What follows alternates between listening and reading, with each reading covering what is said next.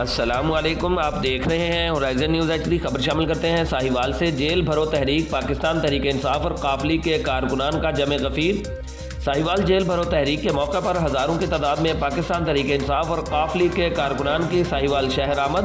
पूरे डिवीजन से कारकुनान ने शिरकत की, जिसमें चीचावतनी, अरबवाला, पाकपतन से बड़ी तादाद में लोगों की शिरकत। पाकिस्तान तहरीक इंसाफ MNA के उम्मीदवार नौरेज शकूर, उनके बेटे अली शकूर, शकील खान न्याजी, नीलम इफ्तिखार राव और काफली के MNA के उम्मीदवार राना तारक जावेद की क़यादत में बहुत बड़ी तादाद में लोगों ने इस जेल भरो तहरीक में शिरकत की और बहुत से लोगों ने अपनी गिरफ्तारियां पेश की।